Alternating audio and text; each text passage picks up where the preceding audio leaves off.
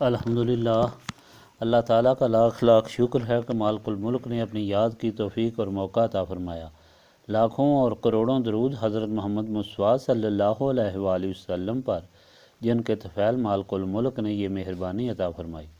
سامعین کرام، اللہ تعالیٰ نے قرآن پاک میں ارشاد فرمایا، اعوذ باللہ من الشیطان الرجیم، بسم اللہ الرحمن الرحیم۔ اور بات یہ ہے کہ تم کو ہم نے فضیلت والی امت بنایا ہے کہ تم دوسری امتوں پر گواہی دو گے اور تم پر اللہ تعالیٰ کا رسول گواہی دے گا۔ اس سے پہلے مالک الملک نے یہ فرمایا کہ بے عقل لوگ ان قریب کہیں گے کہ کس نے مسلمانوں کو اپنے قبلے کی طرف سے پھیر دیا۔ ان سے کہہ دو کہ مشرق اور مغرب سب اللہ تعالیٰ کا ہے، وہ جسے چاہے سیدھے راستے کی طرف ہدایت دیتا ہے۔ اس فرمان میں مالک الملک نے دو قسم کے لوگوں کا فرق بیان فرما دیا۔ ایک وہ جن کی آنکھیں اور دل پر پردہ ہے، بظاہر وہ دیکھتے بھی ہیں اور سنتے بھی ہیں لیکن حقیقت کو نہیں سمجھ سکتے، بالکل اسی طرح کہ جس طرح ایک پردہ ہوتا ہے، بظاہر وہ دیکھتے بھی ہیں اور سنتے بھی ہیں لیکن حقیقت کو نہیں سمجھ سکتے۔ دوسرے وہ لوگ ہیں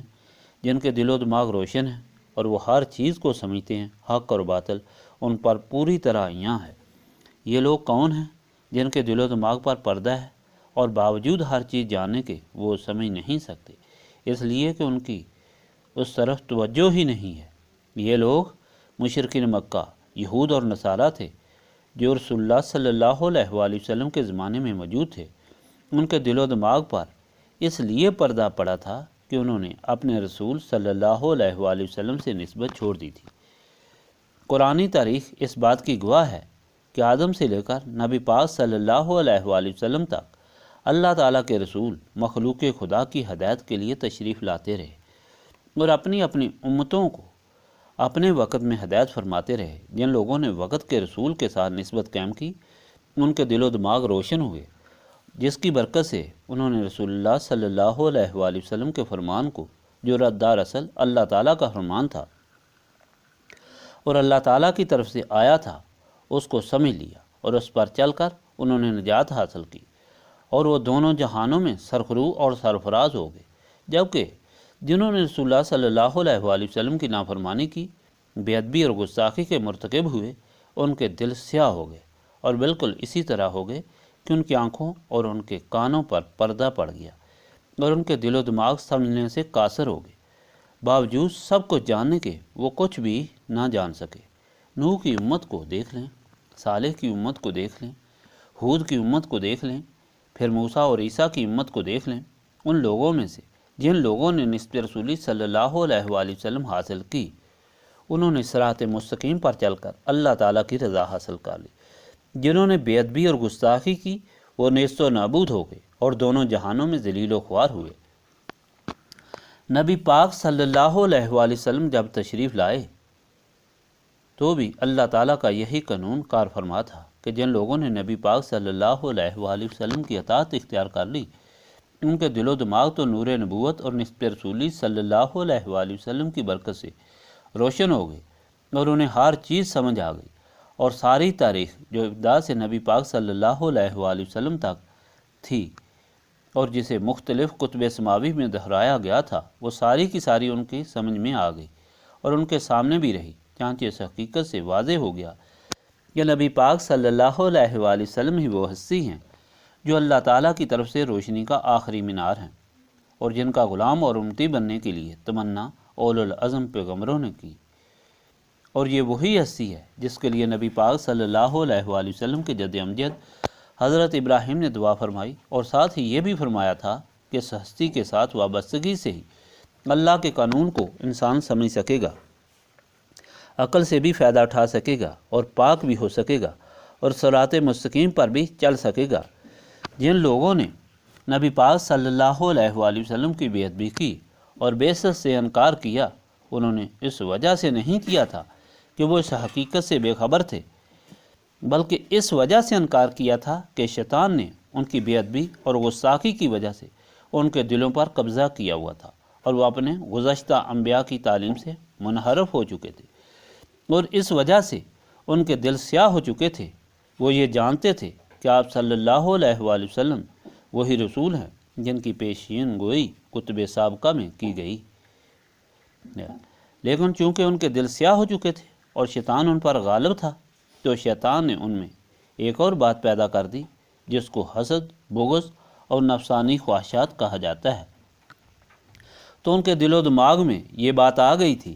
کہ اگر ہم نے نبی پاک صلی اللہ علیہ وآلہ وسلم کو مان لیا تو ہماری یعنی بنی اسرائیل کی برتری ختم ہو جائے گی اور بنی اسماعیل کی برتری شروع ہو جائے گی، اور اس طرح جو فائدہ ہم اٹھا رہے ہیں اور مخلوق میں علماء و مشائخ بنے ہوئے ہیں، یہ ساری بات ختم ہو جائے گی اور ہمیں تو حضور پاک صلی اللہ علیہ وآلہ وسلم کی غلامی اختیار کرنی پڑے گی۔ اس میں ہمارا دنیاوی طور پر نقصان ہے۔ یہ بات ان کے ذہن میں اس لیے آئی کہ ان کے دل و دماغ کام نہیں کرتے تھے، ورنہ ان کی اپنی تاریخوں میں یہ بات موجود تھی کہ جنہوں نے بھی وقت کے رسولوں کی فرما برداری کی اور غلامی اختیار کی، انہیں کبھی زوال نہیں ہوا، بلکہ اللہ تعالیٰ نے انہیں عروج عطا فرمایا اور دین و دنیا میں سرخرو اور سرفراز رہے۔ نبی پاک صلی اللہ علیہ وآلہ وسلم کے دشمنوں کی یہ نفسانی خواہش پوری نہیں ہو سکتی تھی۔ یہ ایک بالکل ظاہر بات تھی، لیکن دل سیاہ ہونے کی وجہ سے اس حقیقت کو بھی نہ سمجھ سکے اور انہوں نے پھر شیطان کے پیروکاروں کی طرح نبی پاک صلی اللہ علیہ وآلہ وسلم سے دشمنی اور مخالفت شروع کر دی، یہاں تک جب نبی پاک صلی اللہ علیہ وآلہ وسلم مشرکین مکہ سے تنگ ہو کر مدینہ پاک میں تشریف لے گئے۔ وہاں اس وقت نبی پاک صلی اللہ علیہ وآلہ وسلم بیت المقدس کی طرف رخ کر کے نماز پڑھتے تھے، اس لیے کہ موسیٰ سے لے کر عیسیٰ تک عارضی طور پر بیت القبلہ بیت المقدس مقرر کیا گیا تھا، لیکن بیت المقدس بھی اس طریقے سے بنایا گیا تھا کہ اس کا رخ کعبہ شریف کی طرف تھا۔ وہاں جو قربانی کی جاتی تھی اس کا منہ بھی کعبہ شریف کی طرف ہی ہوتا تھا۔ یہ لوگ جو بیت المقدس کو اپنا قبلہ سمجھتے تھے، اس حقیقت کو وہ صحیح طور پر نہیں سمجھ سکتے تھے۔ یہودی مغرب کی طرف منہ کر کے نماز پڑھتے تھے اور کہتے تھے کہ مغرب کی دیوار کے پاس کھڑے ہو کر موسیٰ نے اللہ تعالیٰ سے کلام کیا تھا، اور عیسائی مشرق کی طرف منہ کر کے نماز پڑھتے تھے اور کہتے تھے کہ حضرت مریم یہاں بیٹھی تھی، ہم یہاں اس طرح منہ کر کے نماز پڑھیں گے۔ گویا ان میں یہ بھی اختلاف تھا، لیکن بیت المقدس کا قبلہ ہونا اللہ تعالیٰ کی طرف سے عارضی طور پر مقرر تھا، جس میں اللہ تعالیٰ کی حکمتیں تھیں، اور سب سے بڑی حکمت یہی تھی کہ اس میں مخلوق کو یہ سمجھانا تھا کہ یہ الگ الگ جماعتیں یا الگ الگ امتیں نہیں ہیں، یہ سب اللہ تعالیٰ کی مخلوق ہیں، اور تمہارے پاس جو انبیاء اور رسول آئے ان کی فرما برداری کرنا اور ان کی عزت کرنا سب پر فرض ہے، ان میں فرق کرنا بہت بڑا گناہ ہے۔ یہ بات ان کو سمجھانا تھی،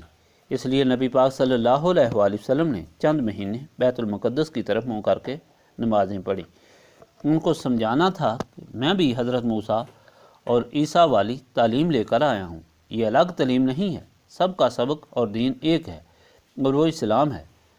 جو ایک ہی ہے، اور وہ ہے لا الہ الا اللہ، یعنی اللہ تعالیٰ کے بغیر کوئی معبود نہیں۔ یہی وہ تعلیم ہے جو آدم صفی اللہ نے دی، یہی تعلیم نوح نجی اللہ نے دی، یہی وہ تعلیم ہے جو ابراہیم خلیل اللہ نے دی،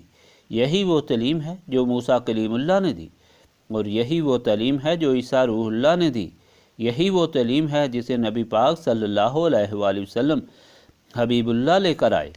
اور جس کی آپ نے وضاحت فرمائی اور لوگوں کو صحیح طور پر سمجھایا۔ یہ ایک راز اور مدعا تھا کہ جس کے لیے نبی پاک صلی اللہ علیہ وآلہ وسلم نے چند مہینے عارضی طور پر بیت المقدس کی طرف منہ کر کے نماز پڑھی، لیکن نبی پاک صلی اللہ علیہ وآلہ وسلم کو چونکہ اللہ تعالیٰ کی طرف سے بصیرت حاصل تھی اور یہ علم بھی تھا کہ کعبہ اور قبلہ وہی ہے جسے آدم نے اللہ تعالیٰ کے حکم سے بنایا اور جو شروع سے ساری مخلوق کے لیے قبلہ ہے، جسے ابراہیم خلیل اللہ نے دوبارہ تعمیر کیا اور وہ بھی ساری مخلوق کے لیے کیا۔ اس لیے آپ صلی اللہ علیہ وآلہ وسلم کی یہ خواہش تھی کہ وہی جو اصلی قبلہ ہے اس کی طرف رخ ہونا چاہیے، لیکن انتظار اس بات کا تھا کہ تعلیم، تبلیغ اور سمجھانے کے بعد یہ بات واضح ہو جائے کہ لوگ جو نبی پاک صلی اللہ علیہ وآلہ وسلم کی غلامی میں داخل ہو چکے تھے اور اللہ تعالیٰ کا دین مان چکے تھے، یہ الگ امت ہیں اور وہ سارے لوگ جو نبی پاک صلی اللہ علیہ وآلہ وسلم کی بعثت سے انکار کرتے ہیں، ہوا وہ یہودی، نصرانی یا مشرکین مکہ ہیں، وہ الگ لوگ اور الگ جماعت ہیں۔ جب مکمل تبلیغ کے بعد اس بات کی وضاحت ہو گئی تو اس وقت پھر نبی پاک صلی اللہ علیہ وآلہ وسلم کی خواہش کے مطابق حکم ہوا کہ آپ صلی اللہ علیہ وآلہ وسلم اپنا رخ اسی قبلہ کی طرف کریں جو حضرت ابراہیم نے اللہ تعالیٰ کے حکم سے مقرر کیا تھا۔ اس وقت آپ صلی اللہ علیہ وآلہ وسلم بنو سلمہ کی مسجد میں ظہر کی نماز پڑھ رہے تھے۔ 2 رکعتیں فرض پڑھنے کے بعد حکم ہوا، حضور پاک صلی اللہ علیہ وآلہ وسلم نے اسی وقت نماز ہی میں اپنا رخ قبلہ کعبہ شریف کی طرف کر لیا۔ اب نبی پاک صلی اللہ علیہ وآلہ وسلم کے جتنے غلام پیچھے کھڑے تھے انہوں نے یہ سوچا تک بھی نہیں کہ ہم تو رخ بیت المقدس کی طرف کرتے ہیں، اور حضور پاک صلی اللہ علیہ وآلہ وسلم نے بھی اسی طرف اپنا رخ اقدس کیا ہوا تھا۔ ہو سکتا ہے آپ صلی اللہ علیہ وآلہ وسلم نے عارضی طور پر اس طرف رخ کیا ہو، بلکہ جو رسول اللہ صلی اللہ علیہ وآلہ وسلم کا اقدام تھا، جو رسول اللہ صلی اللہ علیہ وآلہ وسلم کا عمل تھا، وہی غلاموں کے لیے عبادت تھی اور وہی غلاموں کا ایمان تھا۔ نہ اس کے علاوہ کوئی سوچ تھی، نہ اس پر کوئی اعتراض تھا، اور نہ ہی اس پر کوئی نکتہ چینی تھی۔ فوراً سب کے سب غلاموں نے منہ اسی طرف کر لیا جس طرح نبی پاک صلی اللہ علیہ وآلہ وسلم کا رخ مبارک تھا۔ اور دوسرے لوگ جو مدینہ پاک کے گرد و نواح میں دوسری مساجد میں تھے، جس وقت جس کو بھی علم ہوا اس نے فوراً بلا چون چراں اور بلا اعتراض رخ اسی طرف کر لیا۔ تو اللہ تعالیٰ نے یہاں یہ فرق بیان فرمایا ہے کہ ان لوگوں میں یہ فرق ہے جو اللہ تعالیٰ کے رسول کو ماننے والے ہیں، ان کے دل و دماغ نسبت رسولی صلی اللہ علیہ وآلہ وسلم سے منور ہیں، اور اس روشنی کی وجہ سے انہیں یہ سمجھ ہے کہ جو اللہ تعالیٰ کے رسول صلی اللہ علیہ وآلہ وسلم کر رہے ہیں وہی اللہ تعالیٰ کا حکم ہے، اور اسی میں نجات ہے، اور اسی میں سرخروئی اور سرفرازی ہے۔ لیکن جو نسبت رسولی صلی اللہ علیہ وآلہ وسلم حاصل نہیں کرتے اور گستاخی یا بے ادبی کرتے ہیں، ان کے دل و دماغ نسبت رسولی صلی اللہ علیہ وآلہ وسلم سے محروم ہونے کی وجہ سے سیاہ ہوتے ہیں، اور وہ صحیح بات کو بھی غلط سمجھتے ہیں، بجائے اس کے کہ وہ کج فہم لوگ اس بات پر آفرین کہتے اور کہتے کہ کمال ہے نسبت رسولی صلی اللہ علیہ وآلہ وسلم رکھنے والوں کی کہ کس طرح اللہ تعالیٰ نے انہیں اطاعت گزار اور فرمان بردار بنایا، روشن دماغ بنایا، اللہ تعالیٰ کا حکم ماننے والا بنایا، عاشق رسول صلی اللہ علیہ وآلہ وسلم بنایا کہ جس طرح ان کے آقا اور مولا نے عمل کیا فوراً انہوں نے بھی کیا۔ ان کو یہ سمجھنے اور یہ عمل کرنے کے بجائے تعجب ہوا کہ یہ مسلمان کیا کرتے ہیں کہ کبھی ایک طرف منہ کرتے ہیں اور کبھی دوسری طرف منہ کرتے ہیں، حالانکہ ان کے سامنے یہ ساری تاریخ موجود تھی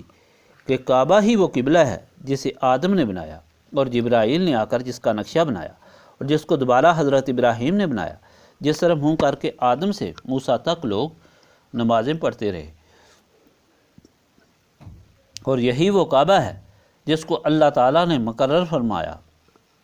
کہ جو بھی آدم کی اولاد سے خطا کرے گا وہ فرشتوں کی سنت ادا کرتے ہوئے اس کعبہ کا طواف کر کے اللہ تعالیٰ سے معافی مانگے گا تو اسے معاف کر دیا جائے گا، کیونکہ جب فرشتوں سے یہ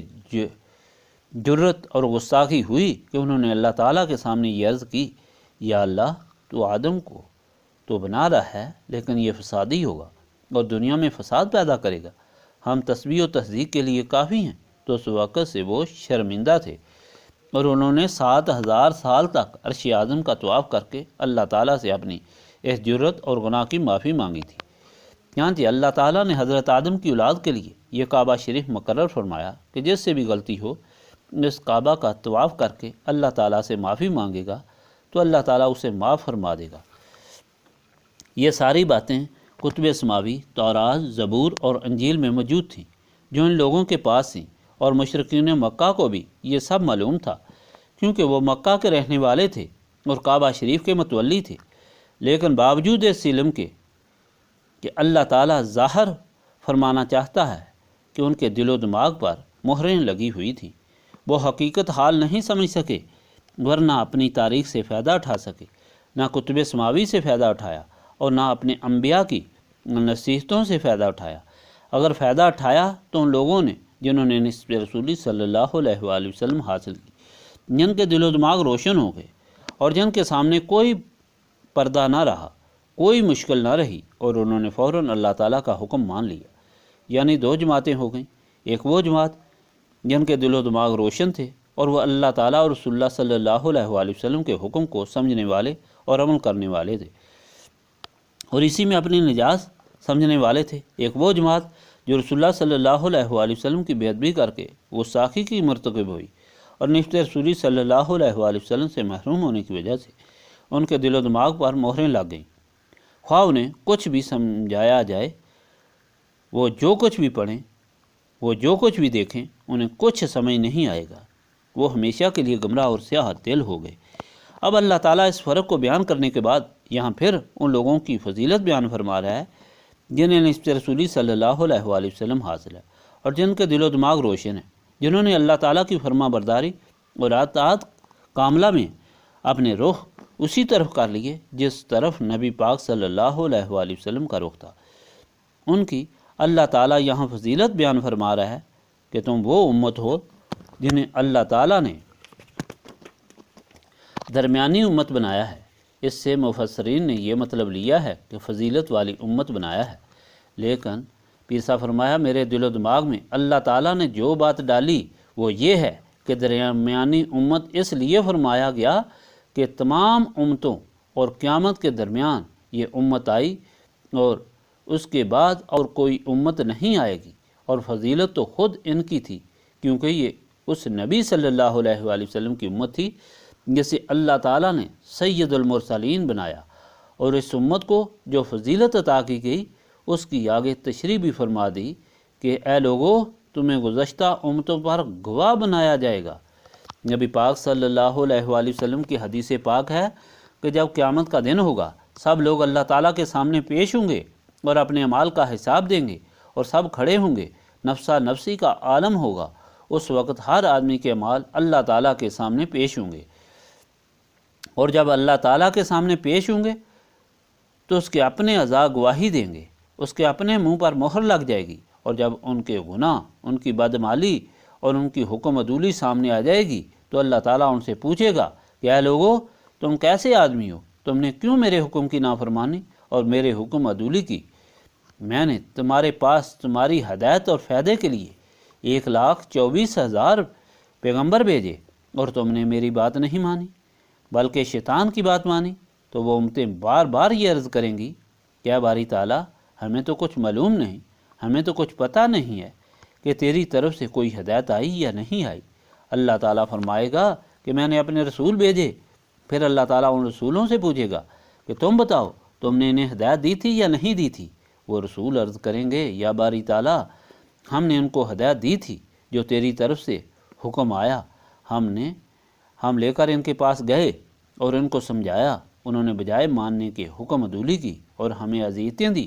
ہم پیغمبروں میں سے کچھ کو انہوں نے قتل بھی کیا اور ہر قسم کی تکلیفیں انہیں دی، اور اس نافرمانی کی بنا پر ہم نے ان کی بربادی کی دعا کی تھی۔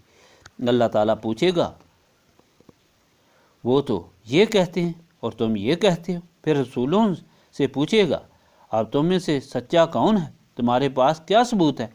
کہ تم نے انہیں تبلیغ کی اور ہدایت دی؟ جتنے بھی رسول ہیں وہ اللہ تعالیٰ کی بارگاہ میں عرض کریں گے کہ محمد صلی اللہ علیہ وآلہ وسلم کی امت اس بات کی گواہ ہے جو اربوں کی تعداد میں ہے، آپ ان سے پوچھ لیں کہ ہم نے انہیں ہدایت دی تھی یا نہیں دی تھی۔ پھر اللہ تعالیٰ نبی پاک صلی اللہ علیہ وآلہ وسلم کی امت کو گواہ بنائے گا اور پوچھے گا کہ بتاؤ یہ رسول سچے ہیں یا یہ امتی سچے ہیں؟ تو نبی پاک صلی اللہ علیہ وآلہ وسلم کے امتی اس وقت گواہی دیں گے کہ باری تعالیٰ تیرے رسول سچے ہیں، ہمیں اچھی طرح علم ہے کہ ان رسولوں نے تیرے حکم کو ان لوگوں تک پہنچایا تھا اور انہیں ہدایت کا راستہ بتایا تھا، اور ان امتوں نے نافرمانی کی اور ان رسولوں کی بے ادبی اور حکم عدولی کی۔ اس وقت وہ امتی کہیں گے باری تعالیٰ یہ امت ہم پر کس طرح گواہی دے رہی ہے، یہ ہمارے بہت بعد میں آئی تھی، ان کو ہمارے مال کا کس طرح علم ہے؟ تو اللہ تعالیٰ پھر امت محمدیہ صلی اللہ علیہ وآلہ وسلم سے پوچھے گا کہ تم کس طرح ان پر گواہی دے رہے ہو؟ تو نبی پاک صلی اللہ علیہ وآلہ وسلم کے امتی عرض کریں گے یا باری تعالیٰ تیرے حبیب حضرت محمد صلی اللہ علیہ وآلہ وسلم نے ہمیں بتایا تھا، وہ جو کتاب تیری طرف سے لائے تھے اس میں یہ موجود تھا، ان کی احادیث مبارکہ تھیں اور جو فرمان تھے ان میں یہ موجود تھا جسے ہم نے پڑھا اور ہم نے سنا کہ اللہ کے رسول آتے رہے اور ہدایت لاتے رہے اور انہیں صحیح راستے پر بلاتے رہے اور ان کی امتوں نے حکم عدولی اور نافرمانی کی۔ اس وقت اللہ تعالیٰ نبی پاک صلی اللہ علیہ وآلہ وسلم کو تمام انبیاء پر گواہ بنا کر بلائے گا۔ آپ صلی اللہ علیہ وآلہ وسلم بتائیں گے کہ آپ کے امتی سچ کہتے ہیں۔ آپ صلی اللہ علیہ وآلہ وسلم گواہی دیں گے کہ یا باری تعالیٰ تیرے رسول بھی سچ کہتے ہیں اور میرے امتیوں نے بھی سچ عرض کیا ہے۔ اس وقت نبی پاک صلی اللہ علیہ وآلہ وسلم گواہی دیں گے کہ باری تعالیٰ تیرے رسولوں نے واقعی اپنے فرائض ادا کیے اور ان لوگوں نے نافرمانی کی اور شیطان کے کہنے پر عمل کیا۔ اس طرح اللہ تعالیٰ یہ ثابت فرمائے گا جو امت تمام امتوں پر گواہ اور شاہد بنی اور جو اللہ تعالیٰ کی بارگاہ میں قبول ہوئی، وہ نبی پاک صلی اللہ علیہ وآلہ وسلم کی امت ہے، یعنی تمام امتوں پر سرداری نبی پاک صلی اللہ علیہ وآلہ وسلم کی امت کو عطا ہوئی۔ اور پھر نبی پاک صلی اللہ علیہ وآلہ وسلم کی تمام نبیوں پر گواہی سے یہ ثابت ہو گیا کہ آپ سید المرسلین ہیں اور تمام رسولوں کے سردار ہیں۔ سامعین کرام، اللہ تعالیٰ کا یہ فرمان جسے آپ کے سامنے بیان کیا ہے، اس کے بیان کرنے کا مقصد یہ ہے کہ کسی دور کو بھی آپ اٹھا کر دیکھ لیں کہ وہی لوگ صراط مستقیم پر چل سکے جنہیں رسول صلی اللہ علیہ وآلہ وسلم سے نسبت رہی، جنہیں رسول صلی اللہ علیہ وآلہ وسلم سے تعلق رہا، کیونکہ اللہ تعالیٰ نے مخلوق کی ہدایت کے لیے جہاں قوانین بھیجے، جہاں کتابیں بھیجی، وہاں نور بھی بھیجا، اور وہ نور اپنے رسول کے سینے میں رکھا جو روشنی کا کام کرتا رہا۔ اگر انسان اندھیرے میں بلایا جائے تو وہ چل کر منزل پر ہرگز نہیں پہنچ سکتا، بے شک بلانے والے کی آواز بھی سنیں، وہ ضرور گڑھے میں گرے گا یا ضرور دیوار سے ٹکرائے گا یا ضرور کانٹوں سے الجھے گا۔ اندھیرا چیز ہی ایسی ہے، لیکن اگر روشنی ہو تو اسے آواز والے کی آواز بھی معلوم ہوگی اور وہ دکھائی بھی دے گا، اور اس کو صراط مستقیم بھی دکھائی دے گا، اور پھر وہ سلامتی سے سفر طے کرے گا۔ گویا علم بھی ضروری ہے اور اس کے ساتھ روشنی بھی ضروری ہے۔ علم قرآن پاک سے حاصل ہوتا ہے اور روشنی نبی پاک صلی اللہ علیہ وآلہ وسلم کی غلامی سے حاصل ہوتی ہے۔ جب تک دونوں چیزیں نہ ہوں انسان صراط مستقیم پر چل سکتا ہے اور نہ اپنے ایمان کو سلامت رکھ سکتا ہے۔ اگر ایک شخص حاجی بھی بنے، عابد بھی بنے اور عالم بھی بنے، لیکن اس پہ رسولی صلی اللہ علیہ وآلہ وسلم سے محروم ہو، تو خواہ وہ ایک دن صحیح راستے پر چلے، خواہ 1 سال چلے، خواہ 2 سال چلے، لیکن وہ ضرور شیطان کے پنجے میں آ کر اور گمراہ ہو کر اپنے ایمان کو ضائع کر دے گا، اور اس طرح وہ دائمی مصیبت میں گرفتار ہو جائے گا۔ اگر کوئی شخص یہ چاہتا ہے کہ وہ سلامتی ایمان سے دنیا کا یہ سفر طے کرے اور اللہ تعالیٰ اور رسول صلی اللہ علیہ وآلہ وسلم کے سامنے سرخرو اور سرفراز ہو در پیش ہو، تو اسے نسبت رسولی صلی اللہ علیہ وآلہ وسلم حاصل کرنی چاہیے تاکہ اس کے دل و دماغ روشن ہو۔ نسبت رسولی صلی اللہ علیہ وآلہ وسلم حاصل کرنے کے لیے